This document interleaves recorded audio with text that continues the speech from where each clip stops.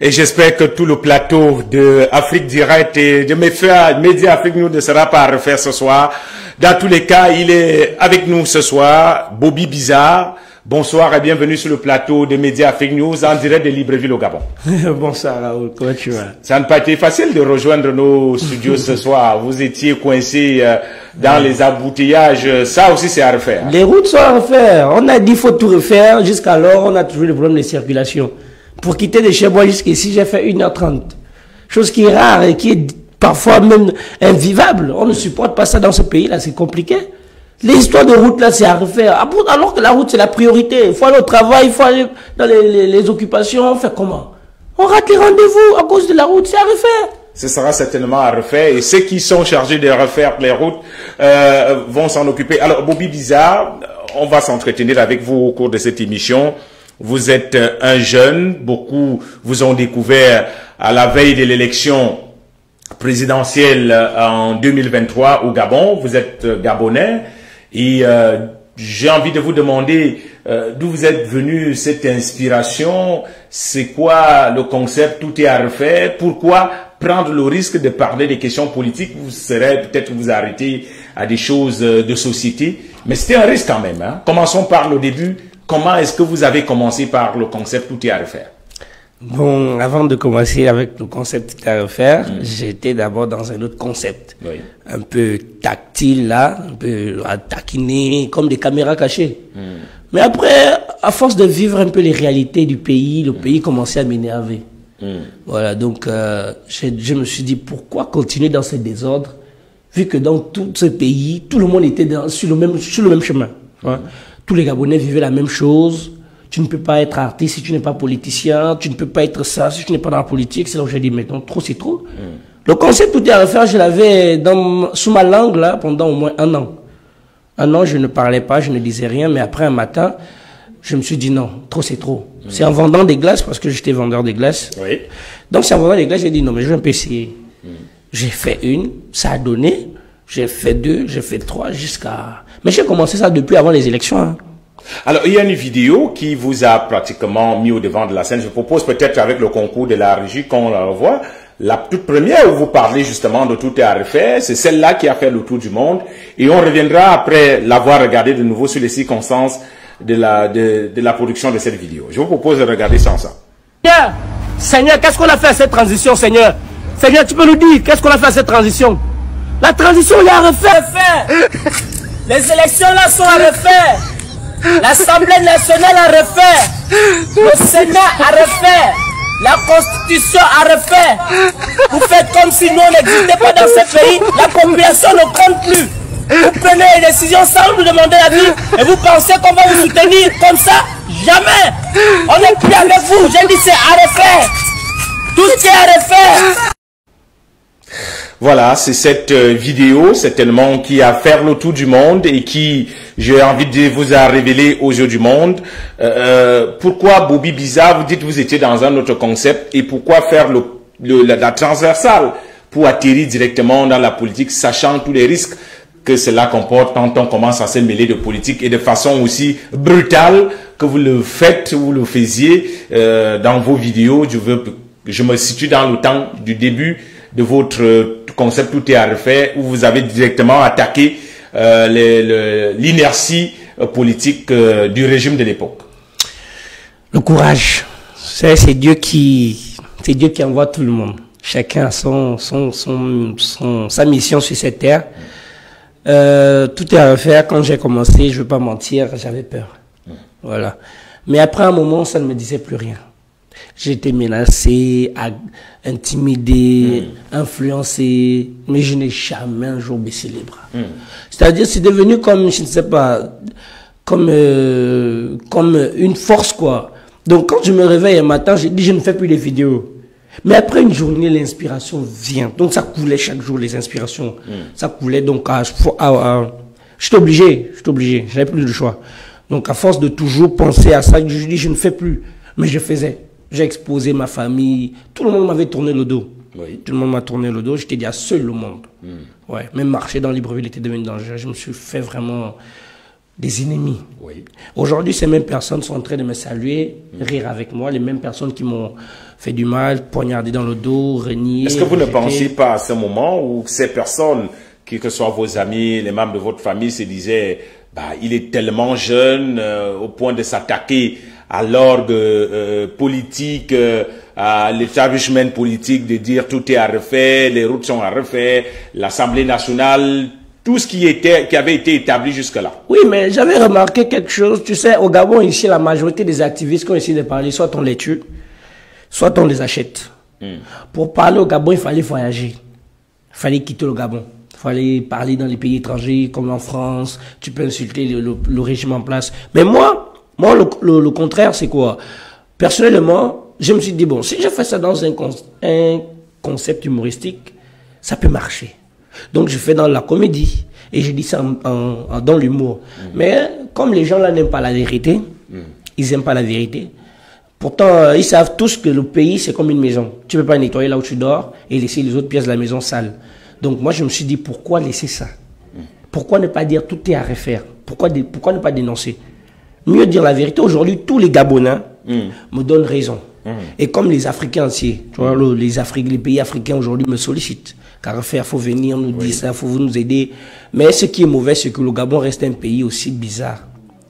Ils ne veulent pas soutenir la jeunesse, ils ne veulent pas soutenir le travail de tout un chacun. Les activistes ne sont pas vraiment valorisés et connus dans ce pays. Aujourd'hui, les activistes sont vus comme des activistes de faim. Ils sont là pour peut-être parce qu'ils parlent parce qu'ils ont faim, ils ont besoin de manger, ils ont besoin de nourrir la famille, ils veulent se faire voir pour être appelés. Et puis, récemment même, il y a des propos qui sont sortis en disant qu'à refaire, tu as été payé, on t'a remis de l'argent, on t'a fermé la bouche. On m'a jamais fermé la bouche. On n'a jamais fermé la bouche. Le travail, là, ne paye pas en Afrique. Les réseaux sociaux, l'histoire de web et tout, ça ne paye pas. Alors, la question, justement, le temps pour nous de dire bonsoir à Adèle Frédéric depuis Paris, qui aussi est activiste, mais qui s'inscrit justement dans la continuité du changement. On parle vraiment de ce concept d'activisme qui est toujours perçu comme dangereux pour les régimes en place, comme des personnes qui veulent déstabiliser la politique mise sur pied. On va aller à Paris pour saluer et dire merci à Adèle qui, malgré les caprices du réseau, les caprices de la technologie, a tenu à être là avec nous ce soir en direct des médias Afrique News. Est-ce qu'on peut vous dire, est-ce qu'on peut se voir et vous dire bonsoir finalement, le réseau nous a permis de nous parler ce soir. On va vous demander en direct de redresser le téléphone, Adèle, pour que nous soyons, que nous puissions bien vous regarder depuis nos studios à Libreville au Gabon. Bonjour d'abord, est-ce que vous m'entendez? Je vous entends très bien. Bon, écoutez, je suis sur une tablette, j'arrive pas à me connecter sur mon téléphone et je ne saurais comment incliner la tablette pour que vous puissiez me voir comme il se doit. Okay. Je ne sais pas comment faire. L'exception ce soir et l'excuse validée, puisque nous sommes en direct. Adèle, avec vous, nous sommes en compagnie le temps que nos autres panélistes de la Belgique et de Moscou nous rejoignent également. Nous sommes avec Bobby Bizarre, vous le connaissez certainement à travers les réseaux sociaux. C'est un jeune Gabonais qui a eu le courage à un moment de faire de l'activisme à l'intérieur du pays, même si le concept au départ a été pris pour de la comédie, mais on a bien vu que cela a pris. Donc, je voulais déjà vous dire qu'il est là également. Il participera au débat de ce soir. Mais avec vous, d'entrée de jeu, c'est toujours la question qui revient. Tous ceux qui voyagent pour l'Occident deviennent les activistes. Pourquoi? Est-ce que c'est vrai d'abord? Et pourquoi, si jamais les statistiques, on n'a pas fouillé, venaient à donner raison à ceux qui le pensent?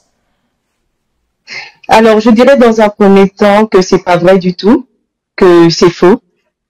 C'est très, très faux. C'est archi faux d'ailleurs, parce que une personne comme moi, pour ne pas encore me présenter, hein, je suis rentrée dans l'activisme en 2014, alors que je suis installée en France depuis 2007. Vous voyez qu'il y a un parcours en fait. Et pendant tout mon séjour en France, c'est moi qui m'arrivait de venir au Gabon. Le dernier séjour que j'ai passé au Gabon a déclenché en moi cet esprit d'activisme, parce que l'activisme, on ne va pas à l'école pour l'apprendre, hein, pour ceux qui ne le savent pas. L'activisme part de quelque chose, part d'une émotion, part d'un événement vécu, part d'un choc, d'un traumatisme ou quelque chose. perso, si et seulement si je suis rentrée dans l'activisme, c'est parce que les réalités de mon pays, depuis l'arrivée au pouvoir d'Ali Bongo Ondimba, je précise, étaient à plaindre à tous les niveaux, étaient déplorables. Le pays allait de mal en pis. Et c'est ça qui m'a emmené à faire de l'activisme. Et je ne savais même pas d'ailleurs que j'en faisais. C'est après que je me suis rendu compte à travers comment les gens m'appelaient sur les réseaux, activiste Frédéric Adel. J'étais surprise et je suis allée voir ce que ça voulait dire, même si j'avais déjà un aperçu du mot en lui-même, activisme, activité, consort. Mais je vous assure que c'est pas quelque chose que on prévoit d'être en fait. Donc si c'est simplement pour répondre à la question, je vais dire en ces quelques mots quoi. Alors, à quel moment est-ce que vous vous êtes rendu compte que votre mouvement, votre éveil de conscience prenait de l'ampleur et qu'il avait de l'impact sur le régime en place? Vous parliez de cette époque de 2014 dans le règne, en plein règne d'Ali Bongo Ondimba. À quel moment vous vous êtes rendu compte que là, mon mouvement est en train de prendre et est en train d'inspirer d'autres personnes? Écoutez, c'est l'engouement d'abord sur les réseaux sociaux parce que quand j'ai commencé l'activisme, il y avait eu un problème au Gabon où deux femmes qui étaient du bord politique opposé au système à l'époque, bon jusqu'à aujourd'hui il tient son nom, machiavélique Bongo PDG. Ce système-là avait fait arrêter deux femmes qui étaient d'un bord opposant, donc celui de Jean Ping. Et c'est quand nous nous sommes dit entre diaspora, donc entre compatriotes qui se suivaient un tout petit peu sur les réseaux, qu'il fallait qu'on fasse une manifestation pour soutenir ces femmes qui étaient incarcérées. Et puis voilà, donc passer l'annonce sur les réseaux et se rendre compte que derrière, je suis contactée par plusieurs personnes disant, bah, écoute, quelle heure vous voulez, donc le temps de prendre des permissions au niveau de Paris, la préfecture de Paris pour des autorisations. En fait, c'est de là où tout est parti. Ça veut dire qu'à chaque fois que j'étais connectée, que je parlais de l'actualité de mon pays, je sentais que ça intéressait un bon nombre de personnes. Ce qui a fait que pendant de longs mois, j'étais suivie et ça montait en fait jusqu'à ce qu'on ait commencé à faire des manifestations à Paris, à contribuer parce qu'il y avait déjà qui en faisaient, s'il vous plaît. Et sauf que nous, moi personnellement, je dirais toujours, je parlais pour moi d'abord et pour les autres après, ben on a dû se joindre à certains qui manifestaient là depuis des années parce que la situation du Gabon, elle n'était pas chaotique en seulement l'avènement d'Ali Bongo, faut le dire, hein. Mais Ali Bongo, c'est du moins où je prends conscience de des réalités de mon pays. C'était vraiment là où j'ai réalisé que bon, avec toutes les gourdes, avec toutes les bêtises commises, avec la mauvaise gérance du pays, ça m'a emmené tout de suite à me révolter, avec les arrestations arbitraires, ça m'a amené tout de suite à me révolter, ce qui fait que bah, les réseaux sociaux, l'ampleur, YouTube, Facebook, et en plus sur le terrain, parce qu'à Paris, on était aussi un bon nombre de compatriotes et même pas de frères africains hein, à manifester avec le soutien des Européens aussi. Alors, donc voilà, c'est là où je me suis rendu compte que qu'on vous adresse toujours pour ceux qui sont en Afrique, oui. Que ça devient beaucoup plus facile de faire de l'activisme lorsqu'on a déjà traversé l'océan. Là-bas, vous n'êtes pas autant inquiété que ceux qui sont au pays. C'est d'ailleurs pour cela que nous parlions tout à l'heure avec Bobby Biza. Alors, Bobby, est-ce que c'est plus difficile pour vous qui êtes au Gabon, vous qui êtes sur place dans votre pays, de faire de l'activisme par rapport à celui qui est de l'autre côté, on va le dire ainsi, en Occident? Pour nous qui sommes au Gabon, c'est suicidaire. C'est suicidaire parce qu'au Gabon, déjà, on n'est pas en sécurité. Ni avec nos parents, ni avec personne. Faire de l'activisme au Gabon, c'est pas un truc facile. Hein. La majorité des activistes qu'il y a au Gabon, c'est qui? Je peux dire avec combien? Il y a peu, hein, il n'y a pas beaucoup.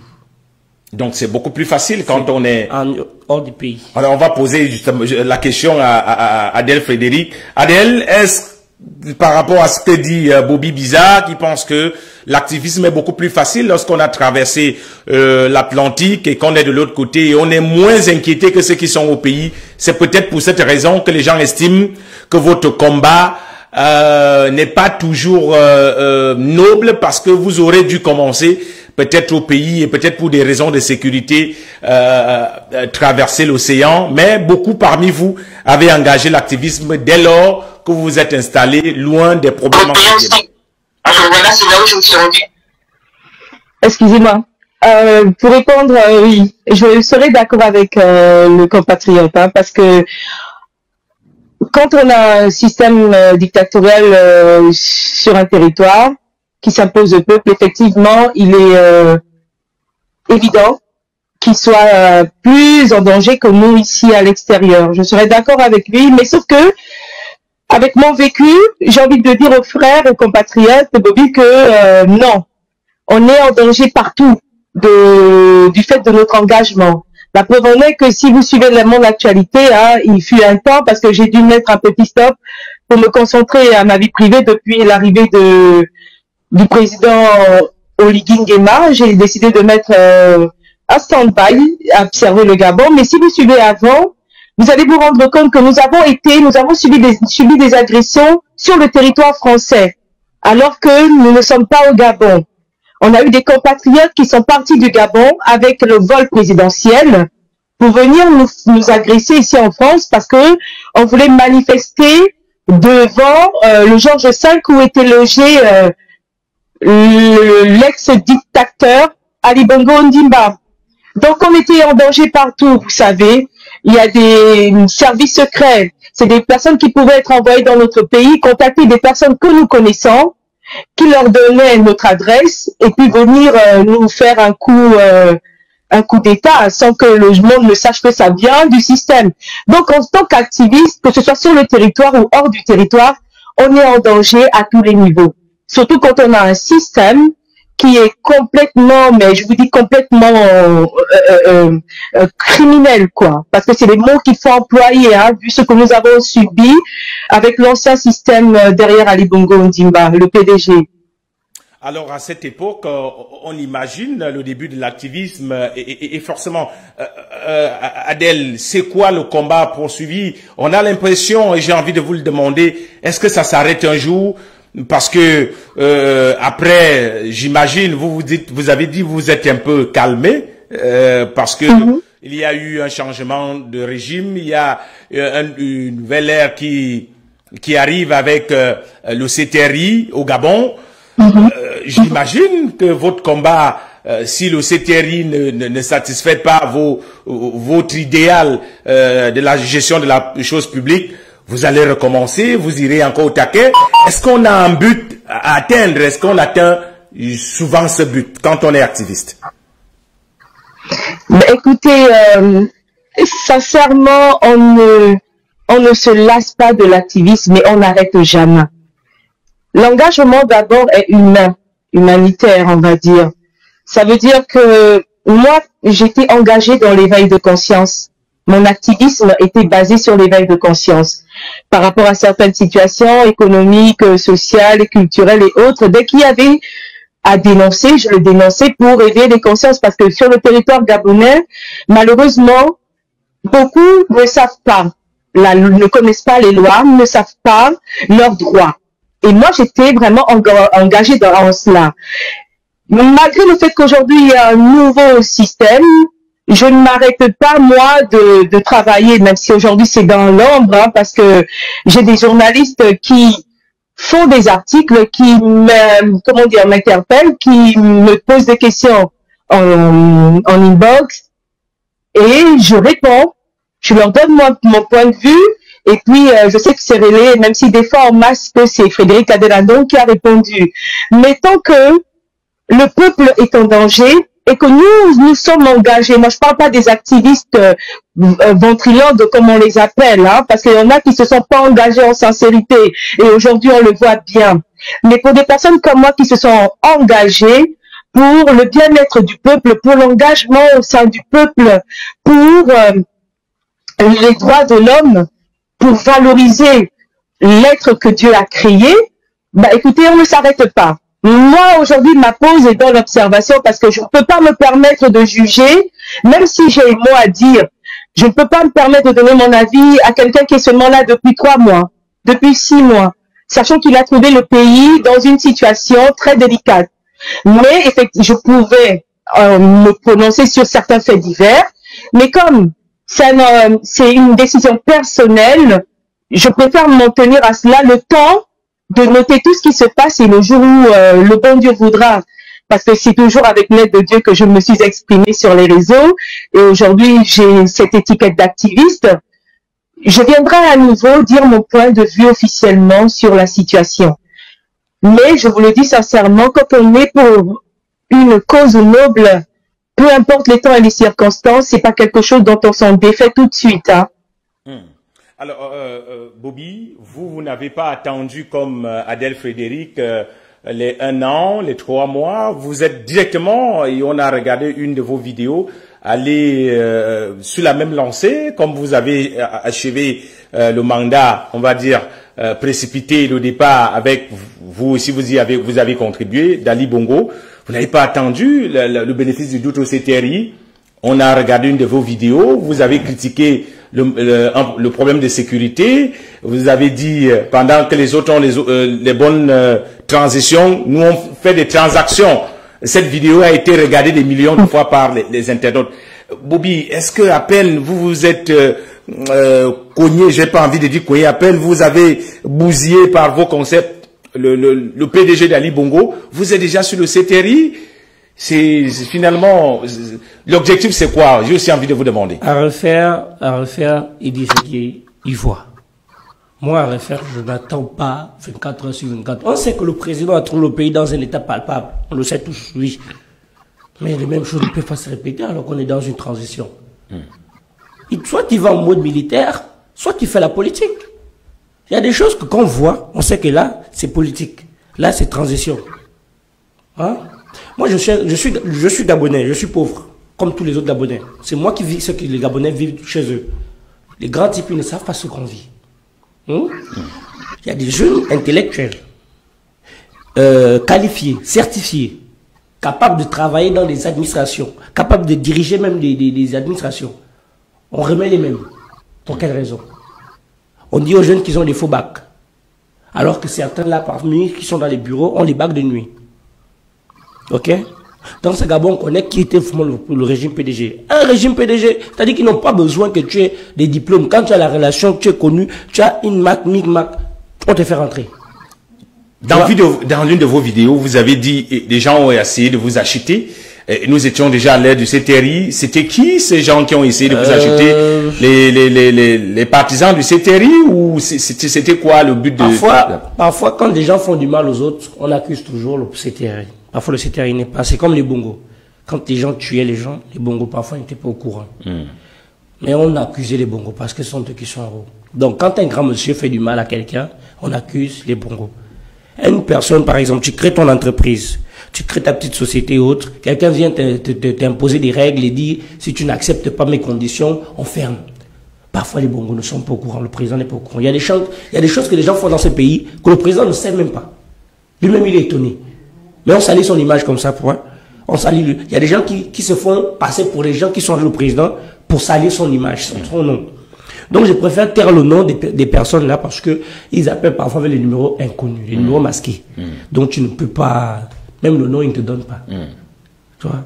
Donc, je préfère dire, et je l'ai dit dans ma vidéo que si quelqu'un vient encore me voir un jour, je l'expose. Vous allez exposer. Alors, Adèle Frédéric, l'autre question que nous, les journalistes, nous vous posons souvent, à quel moment vous faites des investigations sur des chiffres que vous donnez, sur des combats sur lesquels vous y allez? Vous avez parlé tout à l'heure que c'est parti à partir de ce déséquilibre de genre.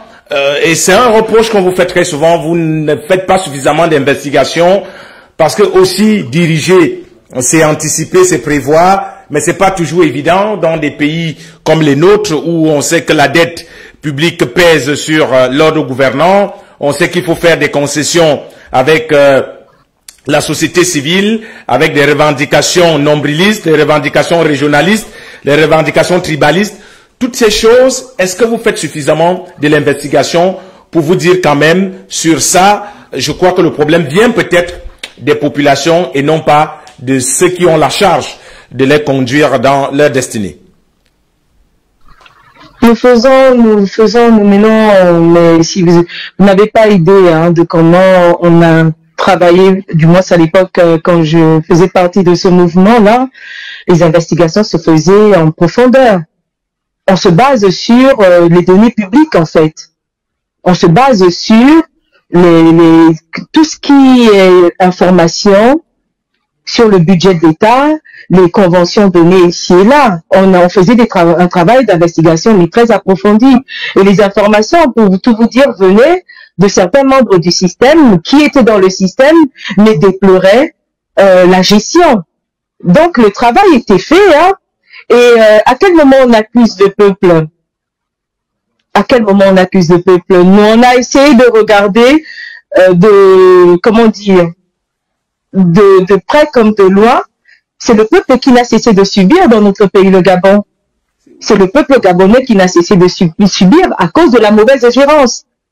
Qu'à tous les niveaux, peu importe là où on était situé, quand on parle de budget, le budget de l'État est comment dire, est dispatché à des fins personnelles et non pour la gestion d'un pays.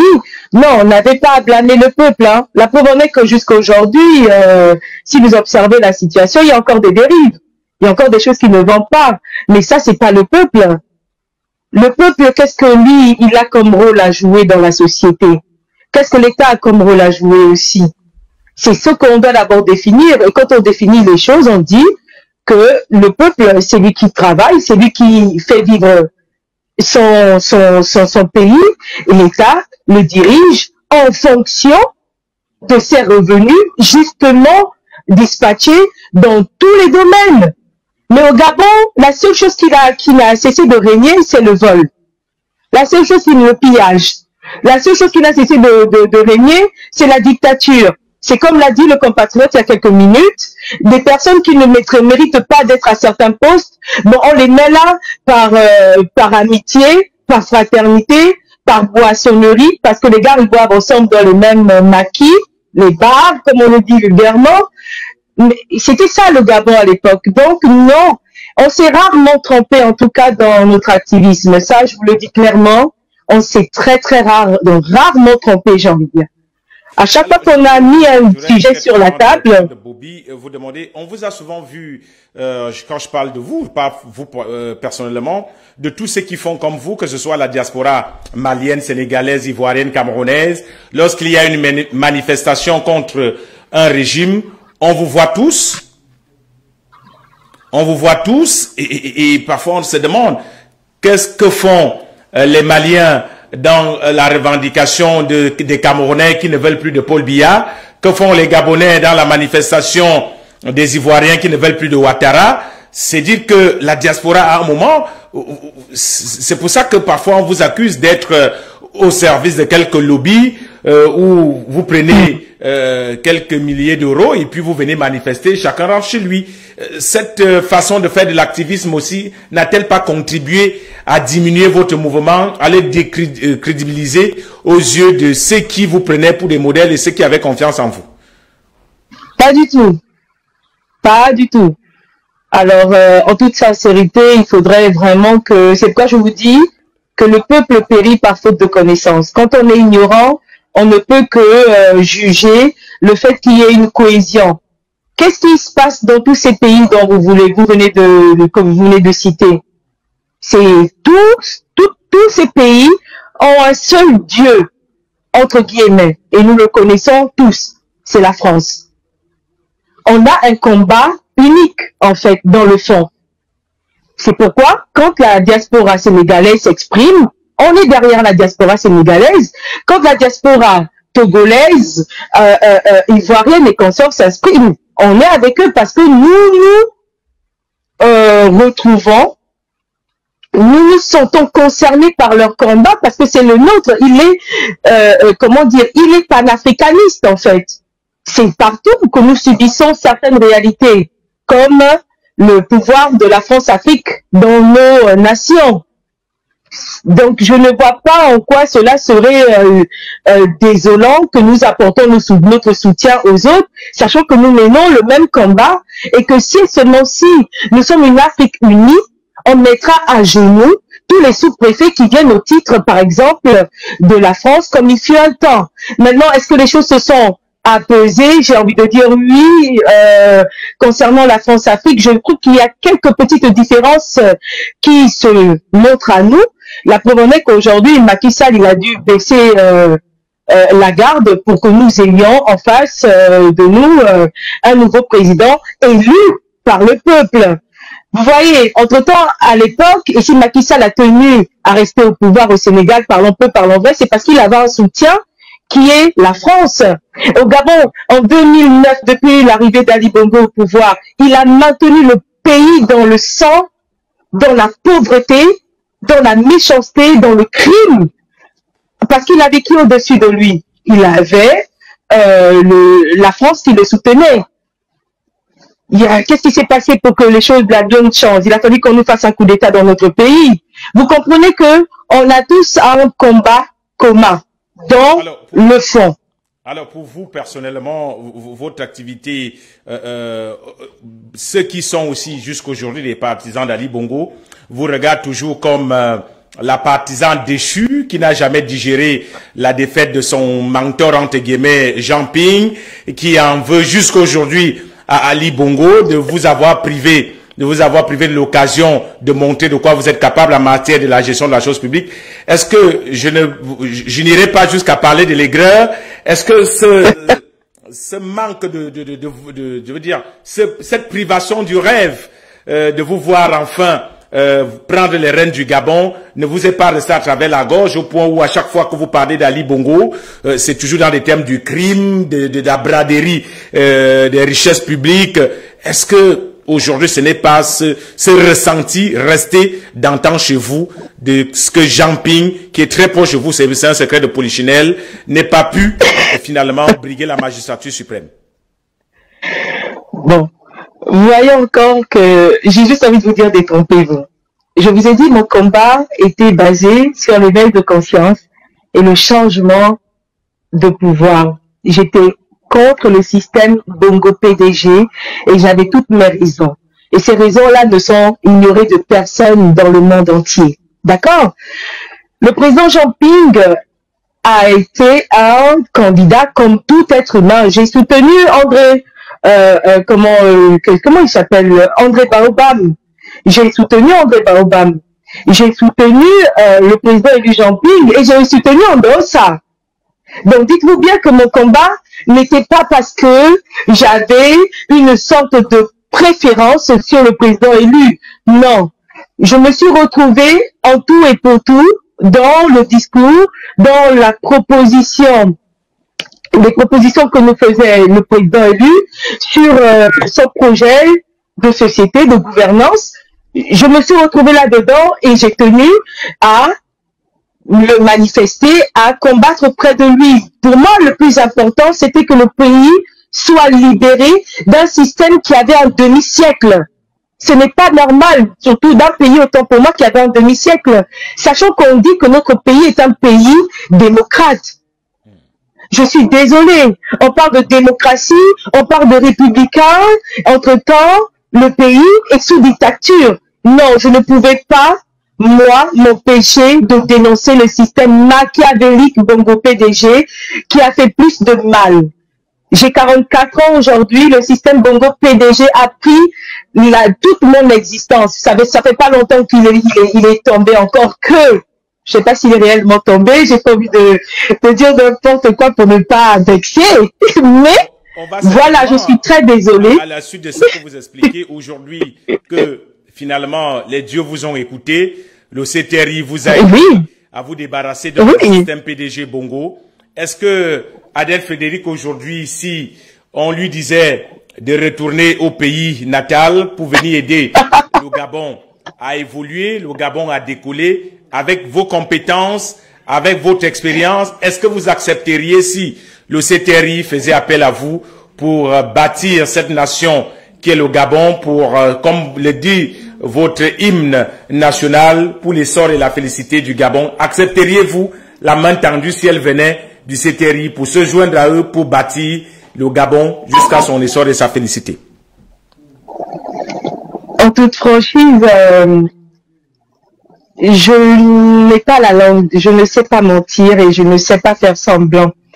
Pour répondre à votre question, pour le moment, je dis non. Je dis non, je ne répondrai pas à l'appel du CTRI parce que je pense que dans mon pays, le Gabon, il y a plus compétent que moi. Il y a des nécessités, des personnes qu'il faut à la place qu'il faut aujourd'hui. S'il faut y contribuer, laissez-moi le temps, mais pour le moment, je pense que il y en a assez sur le territoire gabonais qui peuvent faire ce que moi, je voudrais faire de mon pays, parce que je les vois déjà en activité et c'est très, très apprécié et appréciable à mes yeux. Mais pour le moment, pour des raisons personnelles, ce n'est pas que je n'aime pas mon pays. Au contraire, si je me suis battue, c'est parce que je l'aime plus que moi-même à la limite, parce que c'est le cadeau que le bon Dieu m'a offert. Je ne savais pas que j'allais naître au Gabon. C'est le Seigneur, c'est le Dieu Tout-Puissant qui m'a donné qui m'a fait cette grâce. Eric, le Gabon vous offre la possibilité. Ce n'est pas encore le cas de venir le servir. Le discours que vous tenez, on aurait dit quelqu'un qui attend le moindre faux pas du CTRI pour lancer les assauts. Je vous ai demandé, voilà donc la possibilité pour vous, si la main vous est étendue, d'aider le pays. Vous me dites il y a des compétences au Gabon mieux que vous préférez laisser à cela. Mais le Gabon a besoin de vous. Vous avez beaucoup d'expérience. Vous avez travaillé aux côtés de celui que vous appelez président élu Jean Ping. Vous avez travaillé aux côtés de beaucoup d'hommes politiques.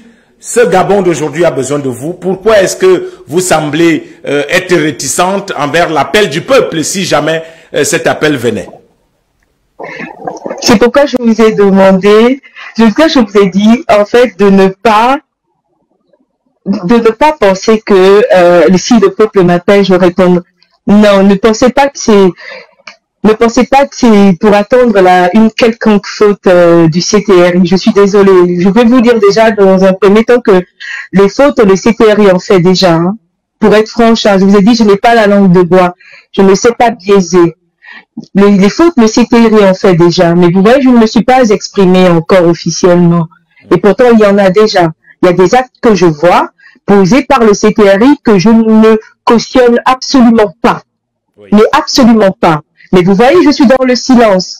Allez comprendre derrière que ce silence que je garde présentement est un choix personnel, mais pas pour un refus ou pour attendre une quelconque... non, ça, vous m'inscrivez totalement en faux parce que c'est pas moi.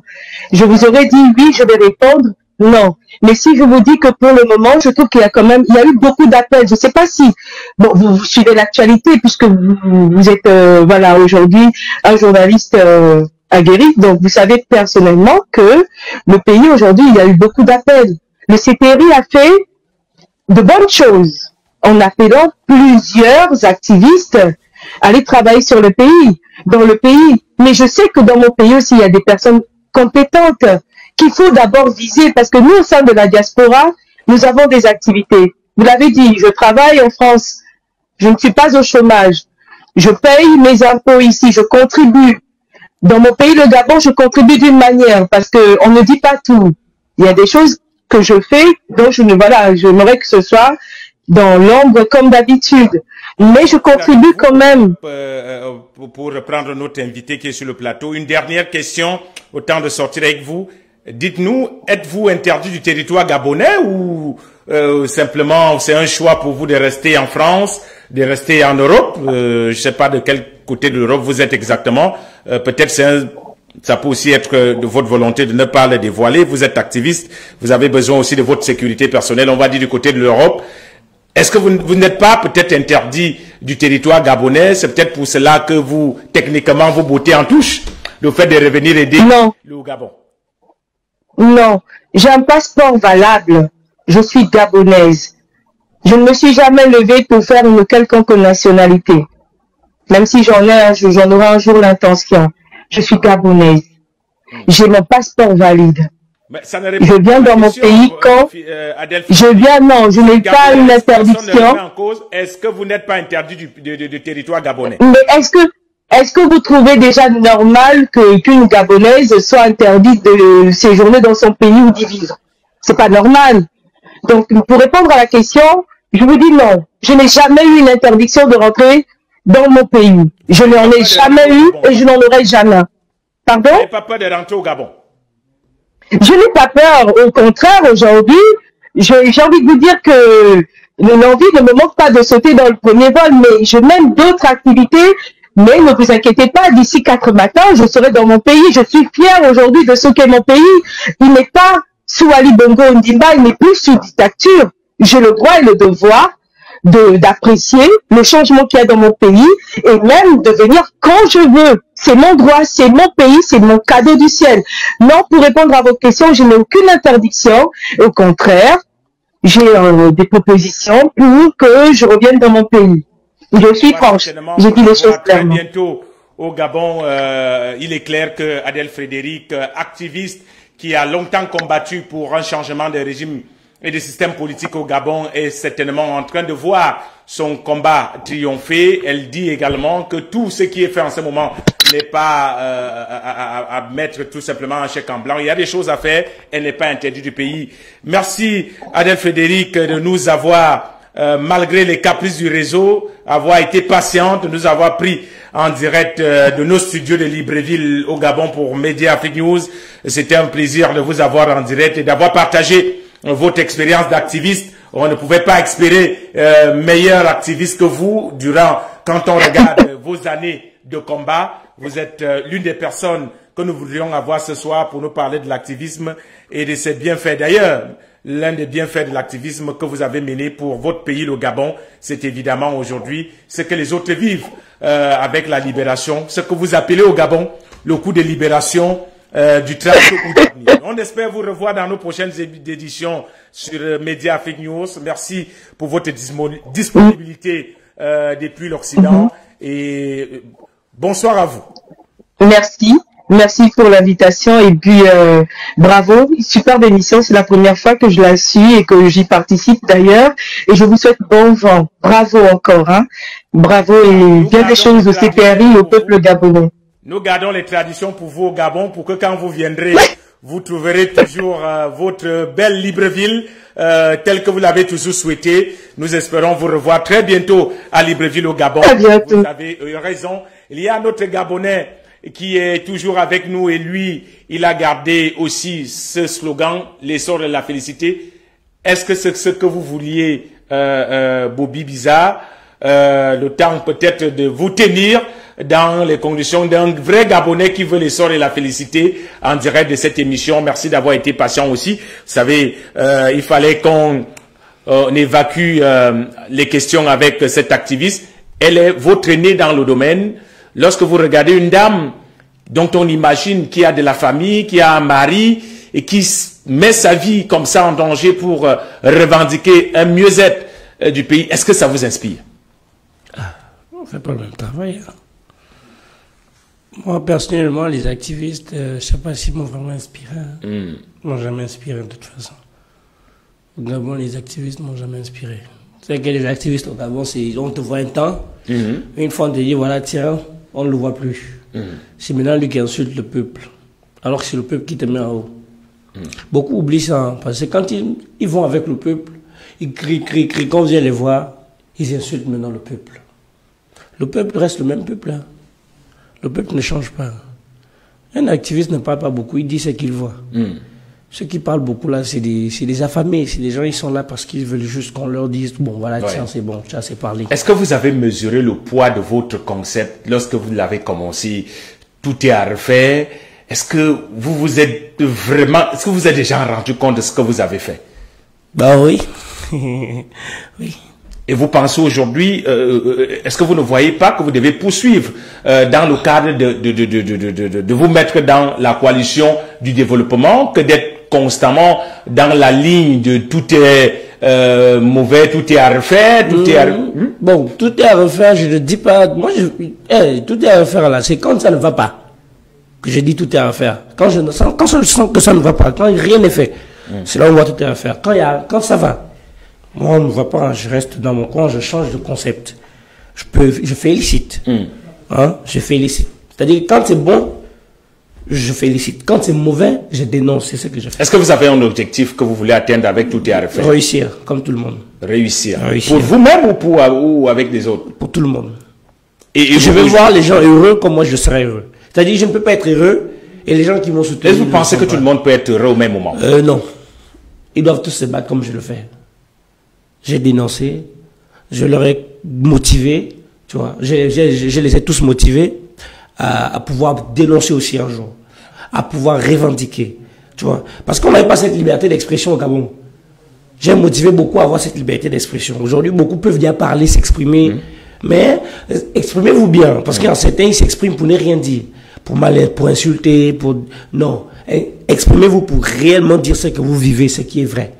Bobby Bisa, ça peut paraître bizarre de vous voir dénoncer cette pauvreté au Gabon quand on vous voit à un moment parcourir l'Afrique en avion. Vous avez parfois des téléphones de luxe. À un moment, on a envie de demander, est-ce que vous n'êtes pas de ces activistes en journée qui pleurent, dans la nuit qui reçoivent des enveloppes d'argent et qui... c'est très facile de dire non. Je ne reçois rien. Je ne mens pas. Il y a des gens qui me donnent de l'argent avec leur cœur. Pour quelle raison vous donnez? Parce qu'ils aiment ce que je fais. Ils me disent qu'on aime ce que tu fais. Voilà, prends, achète-toi des habits, fais ça. Il y a des gens qui m'invitent dans les pays étrangers, je pars. Parce qu'ils aiment ce que je fais. Mais dire qu'on me paye pour dire ne parle plus, parle maintenant comme ça. Non, c'est pas encore arrivé. On me remet de l'argent. Hein, je suis pas payé pour ce que je fais. Est-ce que les gens du système PDG, certains vous nous avez pas un jour donné de l'argent? Non, jamais. J'ai jamais rien reçu du PDG, rien. J'ai reçu des menaces, des intimidations, des agressions, l'enlèvement. J'ai jamais rien reçu, moi. Alors, et les activistes, quels sont? Là, ils sont aujourd'hui dans les administrations. Ils sont aujourd'hui conseillers, DG, secrétaire général. Puis là, aujourd'hui, ils sont nommés, mais moi, je suis... Vous avez un problème avec ceux des activistes qui ont fait comme vous et qui aujourd'hui ont... Je ne déploie avec personne, ils le savent tous. Moi, je n'en veux à personne, moi, dans ma vie. Je ne déploie avec personne, je n'en veux personne, je ne fais pas des choses pour les gens. Bobby Bisa, est-ce que ce n'est pas le but finalement de dénoncer des choses et quand on vous demande de participer à cela, vous refusez? Quoi est-ce que vous voulez finalement? Participer dans quel sens? Dans le sens de l'amélioration, si on me dit maintenant, oui, si on me dit viens participer pour le développement, je viens. Mais si c'est pour les affaires politiques, je ne vais pas. Je ne fais pas de la politique, je suis apolitique, je leur ai dit. Mais s'il faut soutenir le président, je le ferai. S'il faut dire des vérités, je dirai toujours des vérités. Et si le président Oligui vous appelait? Je pars. Vous partirez. Vous accepterez de partir si le président Oligui vous appelait? S'il me dit vous avez dit que vous aurez refusé si Bongo vous avait appelé. Mais parce que lui, c'était autre chose. Si Oligui veut travailler et qu'il a besoin des gens comme moi pour travailler, j'irai. Parce que si le président me dit, à refaire, oui, j'ai dit, monsieur le président, à refaire, j'ai besoin de toi pour faire tel travail. J'accepte. Vous pensez que vous pouvez aider en quoi aujourd'hui? Aujourd'hui, je pourrais aider peut-être on va dire dans le conseil. Je peux être, je sais pas, conseiller ou chargé peut-être, chargé du rapport. Je peux aller dans rapport de quoi? Du rapport on va dire ça comment? Le rapport des activités du pays. C'est-à-dire, par exemple, le pays doit être construit. Le président a peut-être fait tel chantier là-bas, tel chantier. À refaire, oui. Va faire le rapport là-bas, va faire le constat, tu viens me faire le rapport. Tu vois? Je peux servir à ça. Avec quels éléments irez-vous faire un constat d'un chantier de construction, d'un barrage? Est-ce que ce n'est pas là finalement le problème que les dirigeants ont avec vous, les jeunes? De beaucoup parler, ça dépend de beaucoup parler, de ne pas avoir les compétences pour répondre présent lorsqu'on a besoin de vous. Ça dépend de comment. Il faut tout le monde t'accompagner. Si tu es accompagné financièrement, matériellement, ça va. Si par exemple, on te prend, dis-toi, à refaire, oui, tu vas travailler avec Raoul. Tu vas aller là-bas, Raoul va te filmer, ou Raoul et toi, vous allez faire tel travail, vous venez nous faire le rapport. Ben, c'est trop simple travail, non? Donc aujourd'hui, vous pensez que vous pouvez être utile au pays en faisant des rapports? Bien sûr. En allant dire des choses sur les gens. En dénonçant. En dénonçant, c'est-à-dire, à refaire, oui, le président a peut-être a donné une société un chantier pour mettre de l'eau. Hein? Il y a 3 mois. Ok, la société est venue, le directeur le directeur le ministre du travail ou la direction générale du travail ou de l'inspection est venu aller inspecter, a dit que le travail est bon. Est-ce que c'est vrai? Va voir. Donc vous voulez être un contrôleur des actions publiques. Mais vous devenez député, Bobby Bizarre, ça aussi, vous voulez prendre le rôle de député. Ça, c'est l'action des députés. Tout est à refaire. Tout est à refaire. Alors, tant que tout est à refaire, on est là. Parlons des activistes. Il y en a aussi très, je vais pas dire très prolixes et actifs sur la toile. Je vais vous citer les noms de quelques activistes. Vous me direz ce que vous en pensez comme ça. Que pensez-vous, par exemple, de Bandeko en chef? Pardon. Lui là c'est un autre cas. Bandeko en chef c'est un autre cas. Ils sont pleins là. Il y en a avec Stéphane Zeng. Aujourd'hui Stéphane Zeng avec le CTR. Restons sur le cas de Bandeko. Qu'est-ce que vous pensez de lui? C'est un frère. C'est un frère qui a dénoncé, qui a beaucoup fait. Qui aujourd'hui quand vous dites lui c'est un autre cas et vous riez, on aurait dit que ça veut dire que son combat vous amuse? Lui il est pire que moi. En fait, lui, il mène un combat, mais dans la vulgarité, il est trop vulgaire dans ses mots, dans ses propos. Mais sinon, j'aime son travail. Il est direct. Il est direct. Et il parle avec preuve à lui. Il parle. Il dit des choses. Il y a beaucoup de choses qu'on a su dans ces pays grâce à Bandeko en chef. Bandeko en chef a beaucoup dit des choses que les Gabonais ne savaient pas aujourd'hui. Grâce à Bandeko en chef. Mais c'est les mêmes Gabonais aujourd'hui qui sont en train de l'insulter. Et c'est les mêmes Gabonais aujourd'hui qui sont en train d'insulter encore le CTR qui sont acclamés hier. Mais quand vous voyez, puisqu'on parle de cet activiste qui a insulté toute une femme créole avec des mots vraiment pas très catholiques, qui a insulté le nouveau chef de l'État, est-ce que ça encore c'est de l'activisme ou c'est puisque vous semblez être pas totalement d'accord avec ce qu'il fait? Tu sais, à un moment, quand on parle de Gabonais, c'est pas toi seul qu'on voit. On nous voit nous tous. Si je suis prostitué, si on me voit, on me connaît en tant que bordel, ça va me plaire. Parce qu'on va dire les Gabonais, c'est des bordels. Tu vois, prenons le mot exemple. Les Gabonais, c'est des bordels. Moi, je suis Gabonais. J'arrive à un endroit, oh, regardez la Gabonaise, là, c'est une grande bordel et tout. Tu penses que ça va te faire plaisir? Ok, les Gabonais, c'est des tueurs. On va prendre le cas de peut-être du PDG. Oh, là-bas, c'est des assassins, ils tuent les gens et tout. Ça va te faire plaisir. Tu es Gabonais. Oh, les Gabonais, c'est des, on va dire ça comment? C'est des logistes qui sont dans la franc-maçonnerie parce que c'est une seule personne. Donc, vous voyez un peu que quand une personne fait quelque chose dans ce pays, c'est tout le pays qui est en danger. Donc, vous estimez que la méthode de Bandeko en chef est à revoir? Chacun son style. À refaire. À chacun son style, en fait. Lui, il a emmené son style où il est vulgaire, mais il dénonce. Le plus important, c'est de dire ce qui est vrai, mais c'est juste le mot qui est lourd. Ce sont ces propos qui sont lourds. Sinon, il dénonce. Mais c'est juste des propos qui sont lourds. Dans la vie, personne, tout le monde peut appeler tes miens. Qu'est-ce que vous pensez du président Oliki? Lui, il veut travailler. Mais l'entourage est toujours mauvaise. Et ça, je l'ai dit dans mes vidéos. Qu'il veut faire des choses dans ce pays. Ce n'est pas lui qui fait les transactions, puisque vous avez dit quelle est cette transaction. Ailleurs, on a les vraies transactions. On a les vraies transitions. Ici, on a les transactions. Qui fait les transactions? Est-ce qu'on peut nommer un ministre ou un député, un DG ou quelqu'un dans ce pays sans que le président soit au courant? Qui décide, qui prend les décisions dans ce pays? Bobby, vous dites donc quoi finalement? Vous dites qu'il travaille? Non. Oui. Travailler dans quel sens? Moi personnellement, je vis quelque part. Et là où je vis, et là où je vis moi, il y a des choses on nous a dites, on nous a promis. Jusqu'alors, on n'obtient rien. Jusqu'alors, on n'obtient rien. Un temps, on commence les chantiers. Vous allez à Bikele. Bikele, la route qui va à Bizango. Les chantiers ont commencé aujourd'hui, c'est arrêté. Beaucoup de chantiers aujourd'hui sont bloqués. Oui. Le président est venu avec l'optique de travailler. Jusqu'alors, on attend, on voit certaines choses, on ne voit pas. En fait, il nous a promis beaucoup. Bientôt la fin de transition. Bientôt la transition prend fin. Oui. Un an seulement. Pas encore. Voilà. En un an, est-ce qu'il peut tout faire? En un an. On se réveille le matin, on doit. Un temps, on ne doit plus. Un temps, on a les dettes. Un temps, on n'a plus les dettes. Un temps, on a enlevé X. Un temps, X a volé. Un temps.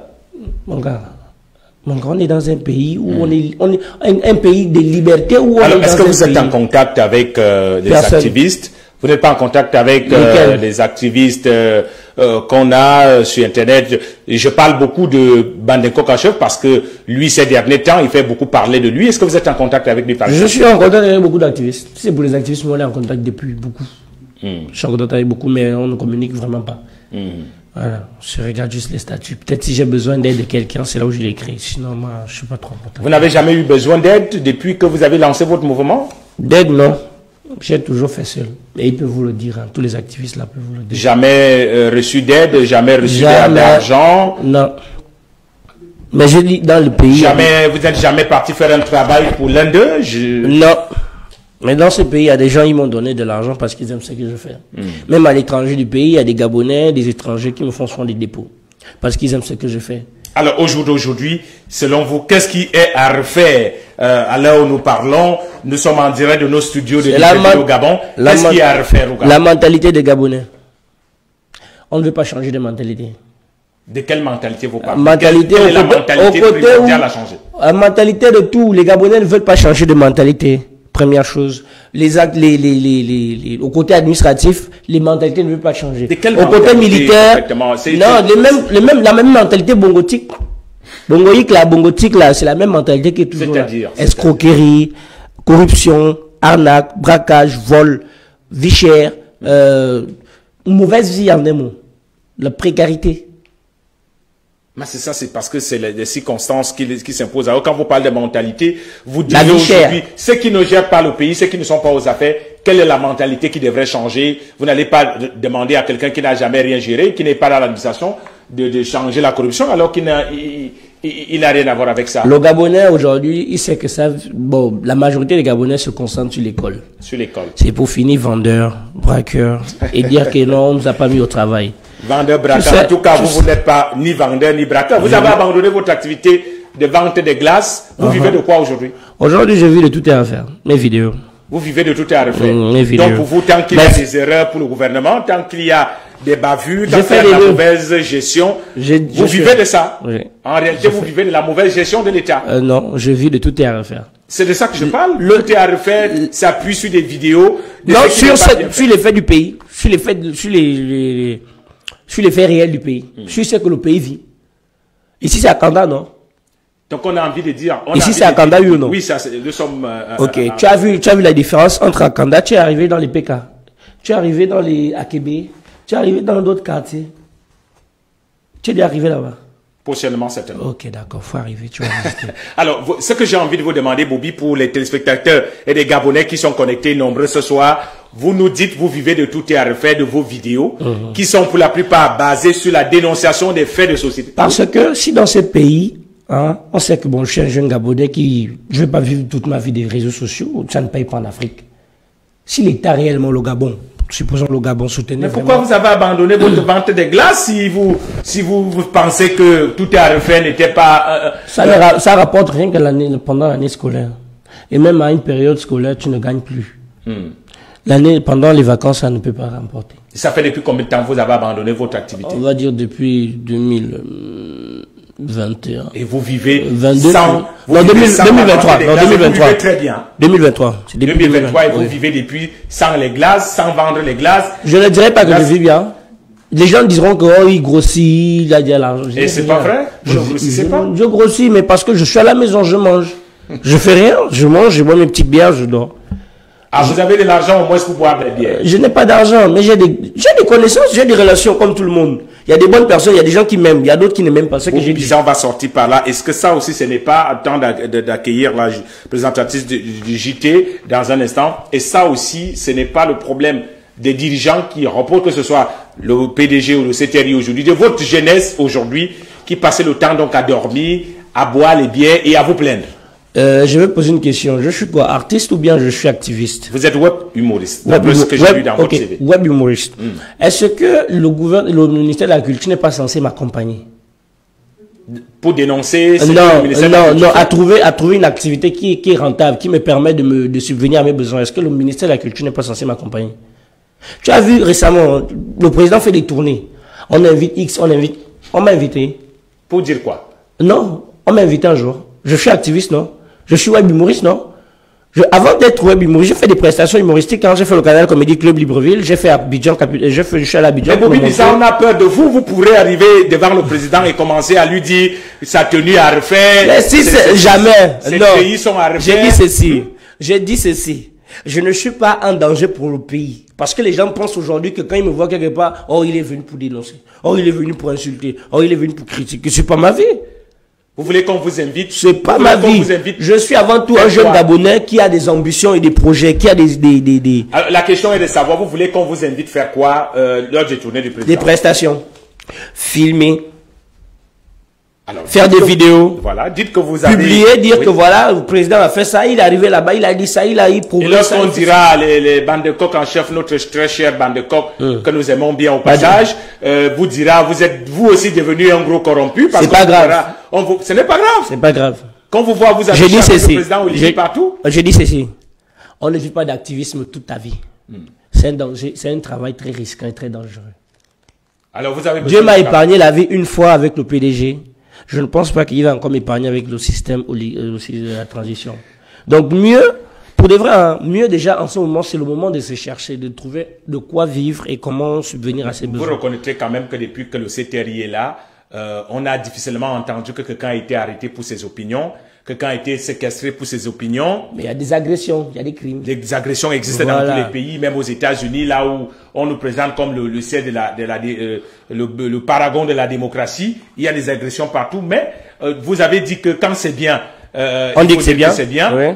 Depuis que vous êtes là et depuis que tout le monde observe, nous-mêmes les journalistes, nous observons aussi. Personne n'a été inquiété pour ses opinions. La question que je pose, personne n'a été inquiété pour ses articles depuis que le CTRI est là. Tu es allé dans les PK, tu es allé dans les quartiers précaires pour demander. S'ils sont inquiétés parce qu'ils ont dit quelque chose. Mais justement, allez dans les quartiers précaires, vous allez vivre ce qu'ils vivent, vous allez écouter ce qu'ils vont vous dire. Vous, ceux qui vivent dans les quartiers riches, ils ne savent pas ce que vivent les pauvres. Hein. C'est là où il y a la différence. Qui a le temps des pauvres? Dites un peu, qui a le temps des pauvres? De tous ceux-là qui a le temps des pauvres? Ils sont au service de la nation. Au service. En quoi faisant? Ils mettent les DG. C'est pour la nation. En tout cas, je vous posais la question de savoir si vous avez dit sur ce plateau, nous sommes en train de conclure, si le CTRI vous appelait lorsque le président Oligui fait ses tournées, vous accepterez d'y aller. C'est ça? J'irai. Faire vos prestations. J'irai. Vous prendrez de l'argent. Je suis artiste. Je dis je suis artiste. Je suis humoriste. Voilà. Mais comme j'ai vu que ça ne peut... Sans avoir peur qu'on vous traite de complice, qu'on vous traite de corrompu. Il faut s'attendre à tout. Déjà récemment, on commence à m'insulter. On l'a acheté, on l'a machin, on l'a machin. Je soutiens le Gabonais, c'est le même Gabonais qui me tue. Le même Gabonais que tu aides, que tu rends service, c'est le même qui te poignarde. Peut-être donc le problème n'est pas le CTRI, que c'est peut-être la mentalité du Gabonais. Non, au côté CTRI, en fait, le côté du CTRI, le problème, c'est le CTRI, c'est l'État, c'est le pouvoir actuel, non? Oui. Ce qu'ils doivent régler, c'est quoi? La santé. La santé. Le déplacement, l'habitat, l'éducation. C'est des trucs comme ça. Si c'est pas vraiment, si maintenant tout ça là, il y a toujours des failles, c'est pas réglé. Qu'est-ce qu'on doit dire? On doit dire bravo. On leur donne encore un peu de crédit puisqu'ils ne sont pas encore un an de... Je ne suis pas l'avocat du CTRI, mais à un an, vous l'avez dit vous-même, à un an du magistère, comme le disait Adèle Frédéric, il mérite encore peut-être, comment on dit, quelques bénéfices du doute pour ceux qui ont fait 14 ans, 20 ans, 50 ans de pouvoir. Est-ce que c'est pas trop dur pour des gens qui n'ont même pas encore fait un an depuis qu'ils sont là? Moi, je n'ai jamais jugé quelqu'un. Quand le président a fait la voie de contournement, je suis allé, je fais la vidéo. Oui. À Kaye, je fais la vidéo. Oui. Quand il fait des trucs qui me plaisent, je fais. Ouais. Mais quand il y a rien quelque part, je dis aussi qu'il y a rien. Également. Justement. Mais c'est quoi le bail? Tu vas dénoncer. Oh, tu dénonces trop. Tu vas féliciter. Oh, tu es vendu, vous voulez quoi? D'accord. On sort ici avec donc de quelques personnalités. Vous me direz rapidement ce que vous pensez. Qu'est-ce que vous pensez des créoles? Non, moi je ne parle pas avec elles. Les artistes, c'est les histoires artistiques du Gabon là. Je suis pas dans le monde. Et tu vas aller voir ici là chez eux. Moi je ne vis pas leur monde, je ne fais pas le pareil, je ne fais pas les vies. Non. Je n'ai rien, je montre aux gens que j'ai rien. Vous pensez qu'elle ne représente pas suffisamment le Gabon à l'extérieur? C'est l'une des personnalités qu'on connaît le plus à l'extérieur. Vous devriez l'encourager à être l'égérie du Gabon. J'encourage bien même, c'est pas grave. J'encourage. Si à ma manière. Oui. Si vous invitez un jour à aller faire une prestation dans un de ces événements? Je ne sais pas si j'irai, c'est pas trop. En fait, j'aime pas les choses vulgaires, j'aime pas la vulgarité. Moi, j'aime sensibiliser, oui. Dans son style, dans son accoutrement et dans son langage. C'est juste ça le problème. Sinon, créole. Aujourd'hui, j'aime Chanel, hein. Tu as Chanel, tu as Emma, tu en as plein là, ils sont. Oui, moi, je n'aime pas les gens. Il y a des artistes que tu regardes, ils t'inspirent, ils te motivent. Il y en a d'autres là. Qu'est-ce que vous pensez, par exemple, du footballeur qui a fait l'actualité à Harold Boupenza? Chacun a ses problèmes. Chacun a ses problèmes. Tu sais, dans la vie, il y a des gens, ils n'ont jamais eu des milliards dans leur vie ou des millions. Quand ils ont ça, ils se... Non. Et je ne sais pas... C'est ce que je te fais comprendre, que chacun sa vie. Ils ont une manière de voir la vie que nous, on ne voit pas. Peut-être parce que vous êtes, entre guillemets, pauvre. Guillemets, oui. Moi, je suis pauvre. Eux, ils sont riches. Donc, tu vois un peu que c'est ça. L'argent les rend dingues. Vous n'avez pas des amis riches? Je n'ai pas. Et des connaissances, oui. Des connaissances, mais que je ne fréquente vraiment pas. Tu sais, quand tu fréquentes des gens riches et toi étant pauvre, ils te prennent pas vraiment pour un être humain. Ouais, ils te prennent d'une manière, non. En fait, il faut comprendre que la vie, c'est simple. Sois avec les gens comme ils sont avec toi. Ils sont pas bien, tu n'es pas bien. D'accord. Ils sont mauvais, voilà pourquoi mieux éviter, pour éviter les humiliations. Et puisque vous êtes dans le domaine de web comédie, qu'est-ce que vous pensez, c'est la dernière personnalité de votre, de showbiz, monde du showbiz, de Chambre à louer? C'est un frère. Un peu à refaire. Il est aussi à refaire. À refaire. Mais sinon, c'est un frère, je l'aime bien. Dans tous les cas, merci Bobby Bizarre pour votre participation à cette émission. Bobby Bizarre, c'était l'invité d'Afrique Direct de ce jeudi 11 juillet 2024. Avec lui, on a abordé la question de son concept. Tout est à refaire au Gabon. Il avait démarré ce concept en début 2023 avec le PDG d'Ali Bongo. Il continue aujourd'hui et fort est de constater qu'il n'a jamais été inquiété depuis l'arrivée du CTRI.